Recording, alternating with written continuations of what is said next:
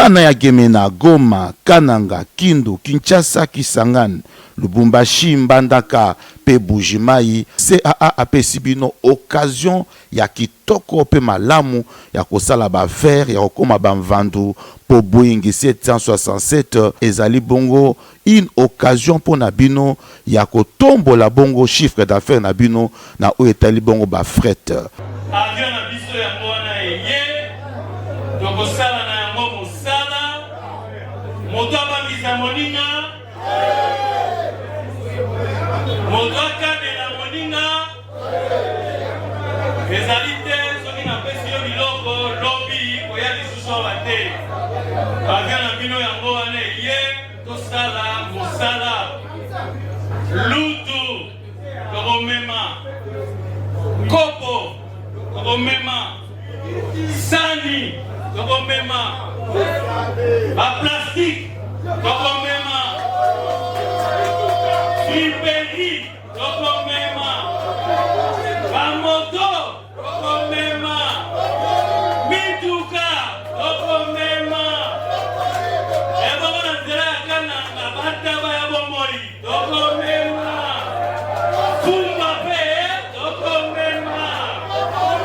CAA, véritable leader dans ma bataille à RDC, azali toujours na souci à soutenir pe kotombola kitayamboka pe na tina wana nde Boeing 767 oyo eye po na kopesa occasion na ba congolais nyonso surtout mingi ba o bazana ba agence ya fret basala musala malam bana mboka société na bino yango yo plus de 32 ans na service na bino pe azali ko continuer ko innover po na kopesa bino chance ya ko améliorer ba capacité pe ba chiffre d'affaires na bino. CAA azali véritable partenaire, plus de 32 ans au service de la nation. Qu'on se présenter devant la poste télévisée pour présenter Info Lingala journal ya peuple pour na peuple mbote na bino nyonso bozi occasion ya kolanda wana esengo nyonso to fongola ya jeudi 19 septembre 2024 pour na côté sebino ndenge chef de l'état Félix Antoine Tshisekedi Tshilombo ayamba ki mokola mercredi 18 septembre na cité ya Union africaine ancien basketteur français Tony Parker oyo azalaka star na NBA oyo aye na projet ya accompagnement pe ya promotion il y a sport na République démocratique du Congo. Micho Mabasi azayaki kuna na compte ya Info Lingala.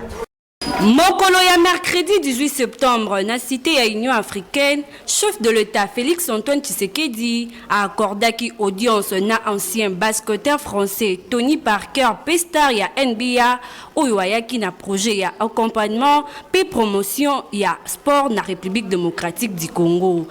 Nazali kotambwisama na transmission banda nazwaki passion na masano. Tomekaki kolimbo la projet yango epa ya monsieur le président pe nazali na elike e kozala malamu pona kotia likambo yango na esika na yango. Ndenge Tony Parker alobaki. Akoma promoteur sportif ancien Gloria Spurs ya San Antonio Isan, Tony Parker a affirmé que ezali na Congolais moko na académie na ye. Ezali mbala ya liboso na histoire ya Congo kozala na Congolais oyo atiki Congo akende na Lyon na Euroleague directement a sepelaki. Na part ya ministre ya sport pe loisir Didier Boudimbu a profité na occasion oyo pour na ko présenter au président Félix Tshisekedi projet ya organisation ya marathon ya le 30 juin prochain na Kinshasa.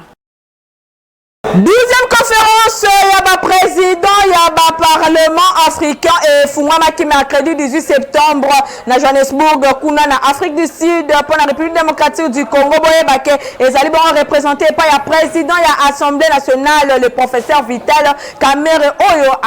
azako kamba mobange na délégation héritier mapine mais pesi bino ba détail. 12e conférence ya président ya parlement panafricain et fungwama ki mercredi 18 septembre na Johannesburg na Afrique du Sud, République démocratique du Congo, ezalaki fortement représenté na délégation et kambamaki et pa ya président ya Assemblée nationale professeur Vital Kamerhe azalaki accompagné na rapporteur Jacques Njoli pe quelques députés nationaux pe secrétaire général ya Assemblée nationale. Thème officiel oyo ezali retenu pour la Union africaine pour la 12e édition oyo ezali bongo éducation pe construction ba système éducatif résilient en Afrique. Boye 12e conférence annuelle ya ba président ba parlement africain ezali ko examiner pendant plus de 2 jours ba question oyo ezali kolobela kimia pe sécurité na Afrique pe impact na yango pona o Italie intégration régionale pe développement économique lokola tango ya assemblée parlementaire ya francophonie o esalemaki na Montréal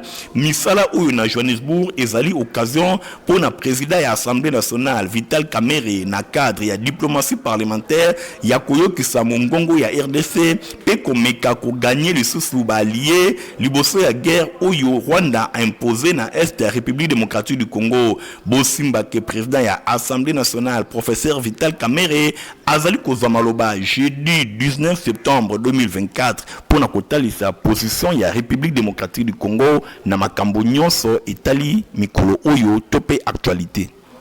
Premier ministre Judith Suminwa Tuluka a komaki na ville ya Matadi kuna na province ya Congo central mokola mercredi 18 septembre pour la cérémonie d'ouverture ya Expo Béton 2024 Nathalie Kaila Kapenda a pesibino ba détail. Avion oyo memaki premier ministre Judith Suminwa Tuluka et komaki na Matadi na se ya mvula phénomène naturel oyo ezali kolakisa esengo ya population pe e renforçaki ambiance moko ya makasi pona événement ayambamaki epai ya gouverneur ya province Grace Bilolo ye elongona délégation ya munene bazalaki wana pona koyamba premier ministre Judith Suminwa Tuluka oyo azalaki honoré na cérémonie traditionnelle epai ya ba chef coutumier pe etalisaki richesse culturelle ya province bosimba ke cortège ya premier ministre et kendaki na avenue minene ya Matadi et traversaki foule moko ya makasi ya ba matadien oyo bazali kotalisa ba kaliko na effigie ya esengo ya premier ministre pona kotalisa soutien na bango epai na ye moment ya émotion oyo ya événement population atalisaki yango vraiment pona komona Expo Béton ezali opportunité ya développement pe ya prospérité na discours d'ouverture na ye gouverneur ya province atalisaki esengo pe bosenga ya province mobimba atalisi que Expo Béton ezali bongo simple événement économique kakate kasi ezali véritable catalyseur pour na innovation pe développement Judith Suminwa na ngambo na ye atalisi eko ya vision pe atalisi thème ya Expo Béton oyo ezali ko s'aligner parfaitement pour na programme d'action ya gouvernement oyo ezali exécuté na leadership ya chef de l'État Félix Antoine Tshisekedi Tshilombo atalisi importance na yango pour na ba congolais collaboration entre Expo Béton RDC et longona chambre ya commerce ya industrie ya Congo central ezali kolakisa ke ezali bongo na litomba bana basi pe ya mibali ya mboka na biso basangana pona ko réfléchir pe ba réaliser ensemble ba projet ya kokomisa ba ville ya RDC en général pe particulièrement ya Kinshasa pe ba ville ya Congo central ezala sécuriser moderniser pe lisusu eye bana ko répondre na ba norme nyonso Expo Béton ingénieur oyo azwaki idée ya ko créer yango na ministère oyo ba dédié politique ya ville ya centralisé pe coordonné na ba effort nyonso na matière ya développement bosimba ke corridor bango ba évoquer thème Expo Béton 2024 ezali kotalisa axe ya développement stratégique ou ezali ko relier Kinshasa na ba ville nyonso ya nzinga na yango na mikolo ezali ko ya RDC akobengama ko connaître changement moko urbain notable pe ensemble ya territoire ezali kotalisa to moko ya croissance ya makasi esengeli bosimba ke présent na penser ba proposer ba solution durable pour na ba ville boye ba remède nyonso ya malonga etalisamaki après cérémonie d'ouverture Judith Suminwa a visitaki ba stand de exposition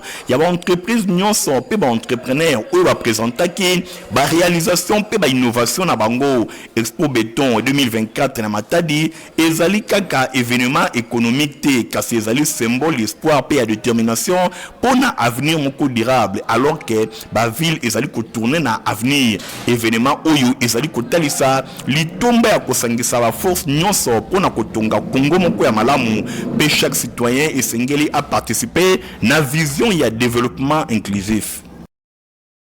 Totikali kaka na masola pratique pour côté sabino ndenge premier ministre Judith Suminwa ayambaki batu ya ndenge na ndenge moko ya mercredi 18 septembre kuna la ville ya Matadi na province ya Congo central Nathalie Kaila héritier Mapindemi ba pesi bino ba détail.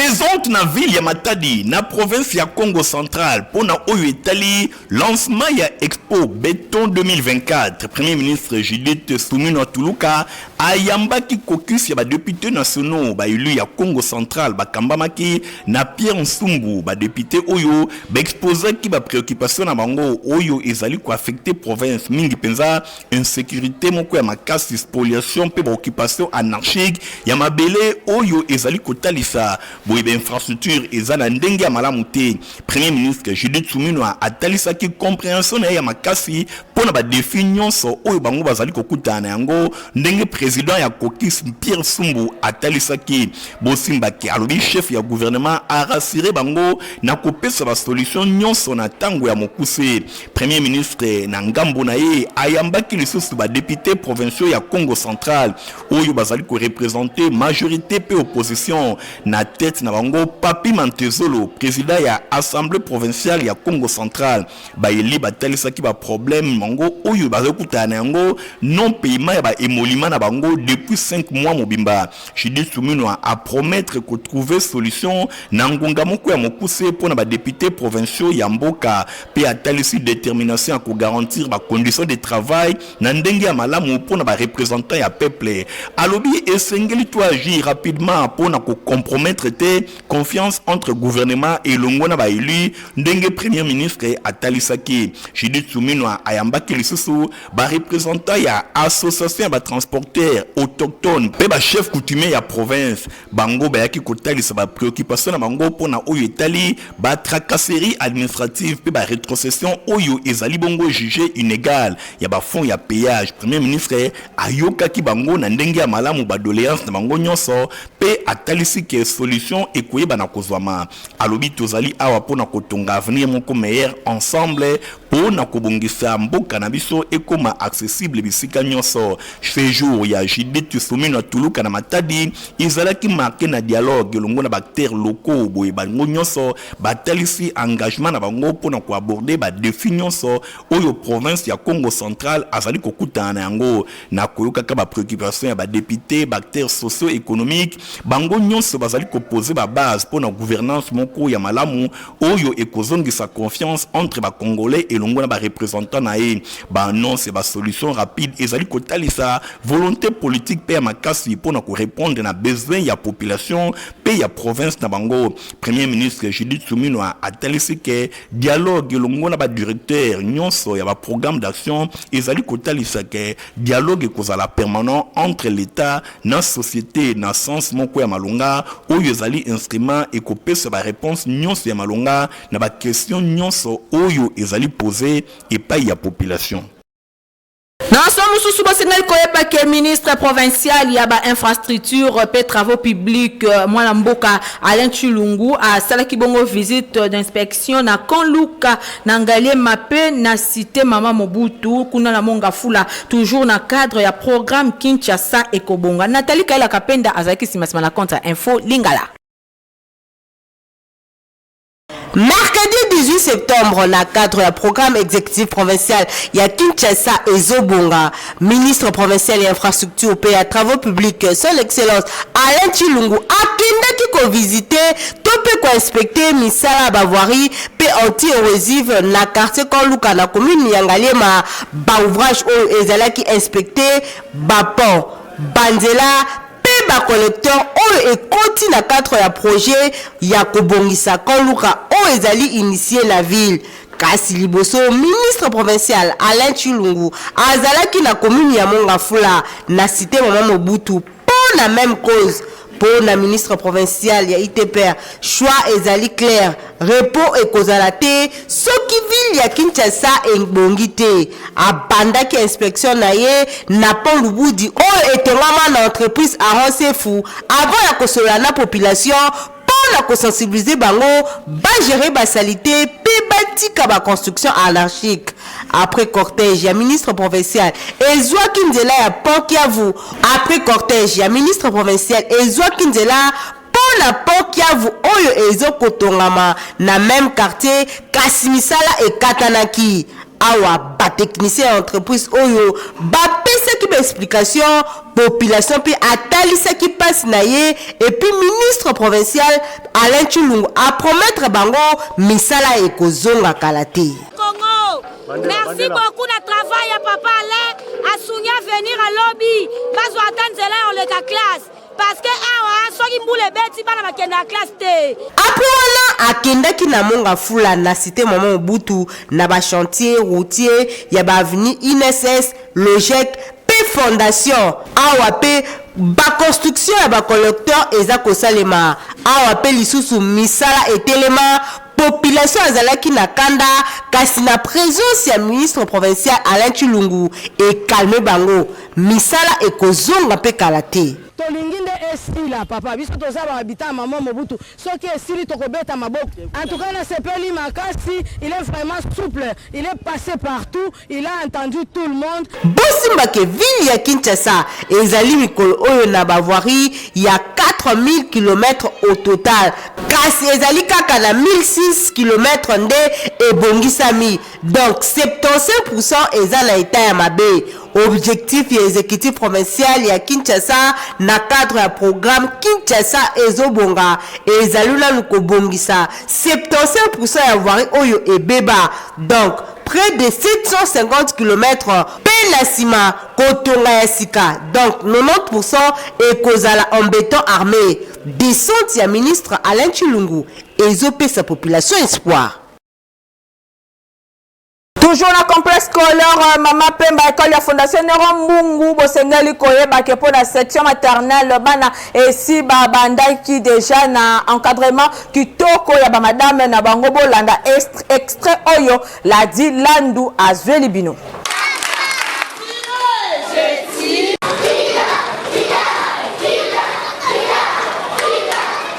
Deux semaines après rentrée scolaire, na complexe scolaire Mama Pemba, kuna ndenge calendrier ezalaka respecté, école ya Fondation Néron Mbungu, na cycle maternel, bana bazali kotanga déjà kitoko. Na 2 semaines ya pamba, bamatuere oyo madame bazali kotangisa bango, ezali kotalisa ke formation na complexe scolaire Mama Pemba, école ya Fondation Néron Mbungu, oyo ezwami na quartier Bikanga na commune ya Kisenso, ezali ya kolobela te.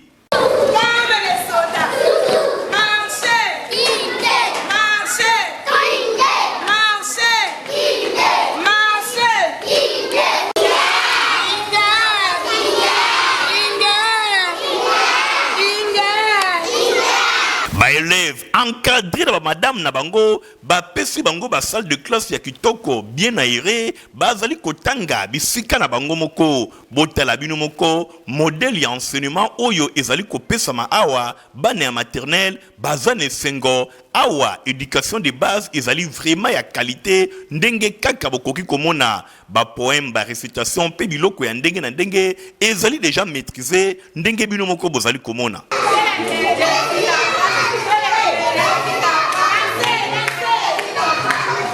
Boyena complexe scolaire Mama Pemba, école ya Fondation Néron Mbungu, ya kosamba ezate, ezwami na avenue Bantandu quartier Bikanga na commune ya Kisenso, et pa wapi enseignement ya qualité. Mama, papa, ozana mwana yo, esika ya kotinda ye, abanda cycle maternel, ezali kaka, complexe scolaire Mama Pemba, école ya Fondation Néron Mbungu, bino moko bozali komona, oyo ezali kopesa makuna, bekol ebele, bazana niveau oyo te.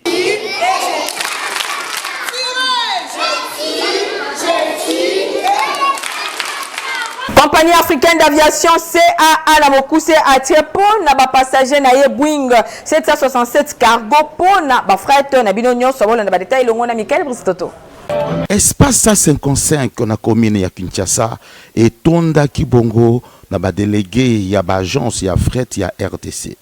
Occasion pour na CAA Nanzela ya directeur commercial cargo Faustin Mandangi ya ko-présenter bongo na ba échantillon ya ba agence oyo politique ya CAA na oyo etali bongo ba cargo. C'est ça qui opportunité oyo pour na ko présenter bango avion ya sika ya CAA Boeing 767 oyo ezali na capacité à 45 tonnes yango ezali véritable bomundunda pona ko permettre na bango basala bongo ba faire kitoko. Ndenge ka toloba bana kini ya bino société o Italie aviation yango CA ya bo ezala te di jamais vu au Congo 45 tonnes donc ndenge to aboye ata kuna na Bukangalonzo ekokoma ata kuna na Bunagana ekokoma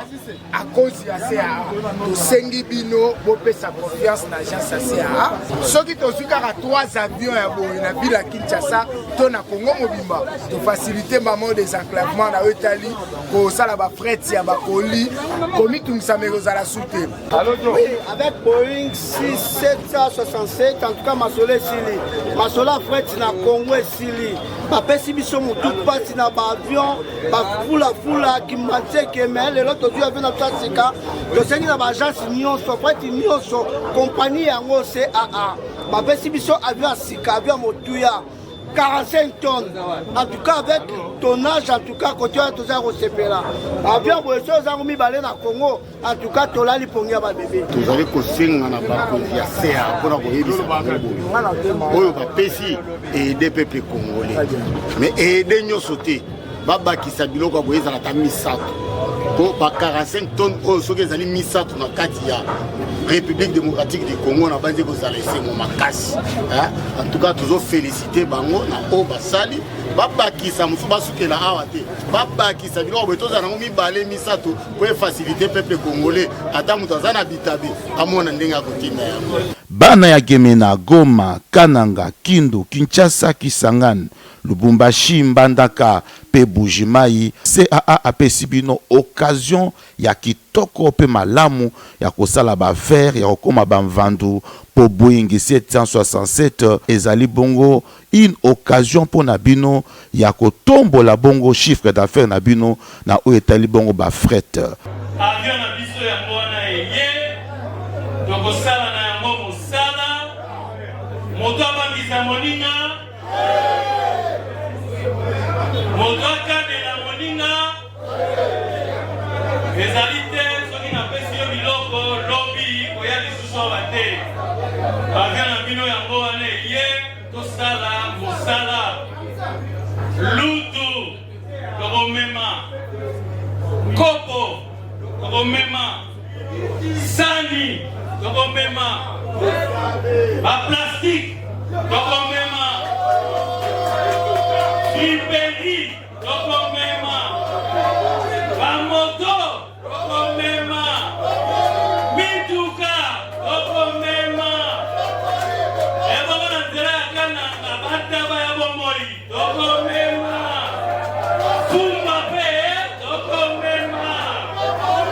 CAA, véritable leader dans ma bataille à RDC, azali toujours dans souci à soutenir pe kotombola kitayamboka pe natina wanande Boeing 767 oyo et ye pona kopesa occasion na ba congolais nyonso surtout mingi ba o bazana ba agence ya fret basala musala malam bana mboka société na mino yango yo plus de 32 ans na service na bino pe azali ko continuer ko innover pona kopesa bino chance ya ko améliorer ba capacité pe ba chiffre d'affaires na bino. CAA azali véritable partenaire, plus de 32 ans au service de la nation.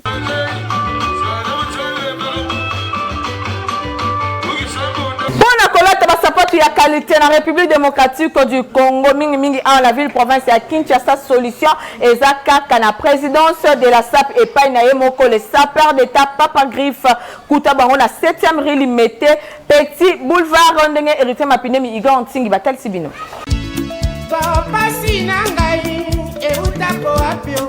Baye nyonso balinga kolata basapatu kitoko, sapeur d'état, mwana mboka, Basile Semopa, alias Papa Griffe, Cocobar de la SAP, asali esika pona ba congolais nyonso, baye bana kozwa mokoto ya kitoko, sandal, lipapa, ba ceinture, pe biloko ya ndenge na ndenge, nyonso ezali kosalema, epai ya mwana mboka, sapeur d'état, Papa Griffe, boye, na présidence de la SAP, epai wapi ba mokoto bozali komona, ezali kosalema, euti na Italite, euti bisika mosusu te, kaka awa, mwana mboka, sapeur d'état, Papa Griff yende azali kosala yango kasi komitungisa na ye ezali boni gouvernement bazali kotala ye kaka boye alors que bakoki kotia maboko pona oyo azali kosala ekende tango nyonso liboso na koloba lisu nini bandeko nanga bino moko bomoni bino moko bolinga yango mutu nyonso akokota na 7e rue place commerciale awawa tout au long ya ba fabricant traditionnel areketaka yango Papa Griff mawa ngo Papa Griff mawa vraiment musala kitoko boye alors ça koleka mundele et puis les autres diraient mais pourquoi pas le gouvernement balingo soutenir yete na ebita bande onanga botu na peut-être bango na ebaraté na salanine na zanga pe politicien te artiste kaka mais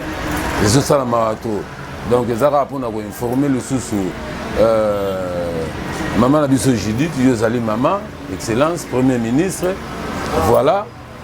on a pouvoir on kutanga na zarapa Papa Griff ndenge pe son excellence monsieur le président de la République Fachi Beton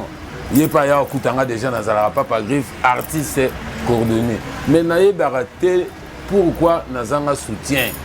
pourquoi bo soutenir ngati ngam tu vraiment na combattre ba chinois na combattre ba expatriés na combattre ba turcs pour que Congolais là te loka bien à faux prix et puis durable aux en manifestation aux en fête moko songolo au libala yaka en tout cas jour en les jours na au lia batutu na fête et le moko durable et à la chaussure et à la sandale et à la ceinture et à la sac pour la cordonnerie na maroquinerie attache chaussure les bolite le la ilk oye na dimina le les morts na dimina le morts attache le morts na comme ça le la ilk na comme ça mais pour la ninité na prendre jeunesse montante va se prendre en charge na transmettre bango la cordonnerie boninga na kufana ke na domaine nanga adresse ezali se moko na 7e rue Limete aux na petit boulevard Limete résidentiel et paiwapi basapatu ya kitoko ezali kosalema bana mboka bo pesa confiance et pa yande konabino sa père d'état Papa Griff pona kosomba biloko oyo ye azali koteka yangonde e kotombola mboka na biso pambate batu ya mayele pe batu ya créativité bazali. Rapporteur ya info lingala babete ki tour et pas wapi championnat ya volé ezali kosalema boye bakira kitali kuna mokola mardi 17 septembre boye baké volé V club et beta kibongo na volé club la loi boyoka capitaine ya volé club ya V club ndenge atalisi ba difficulté oyo bazali kokuta na ngobo zo na micro ya Merlino Masamba ngai capitaine V club Jenita Makengo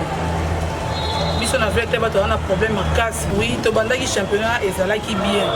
mais te okoma na katikati to moni que to komi abandonné to komi na problème surtout ya entraînement transport réseaux à la terre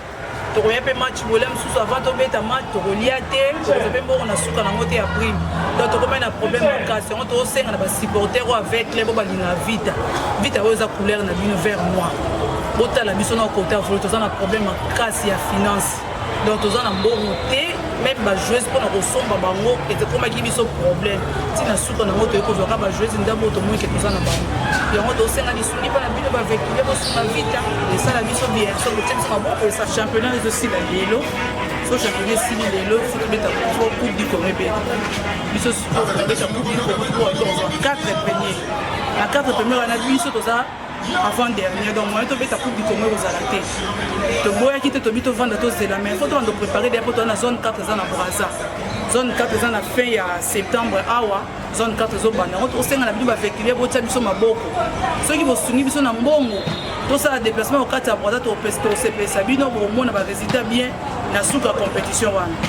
et on est aussi la raté info ngala journal la peuple pona peuple yango e comme na suka paf na zaki na esango makasi ya représenter bino yango suka bo sepela na ngombo pesa merci na Nathalie Kela Kapenda oya zaki bongo na édition et papa zaki assisté et pas ya Midjo mabasi na sima caméra to zalaki na Ladiland Dupe idon singi montage et sima maki na Fabrice Lundo mi journal la peuple pona peuple zaka supervisé et pas ya héritier mapinde mi coordonné par Stéphane Skande bandeko botika la malam au revoir.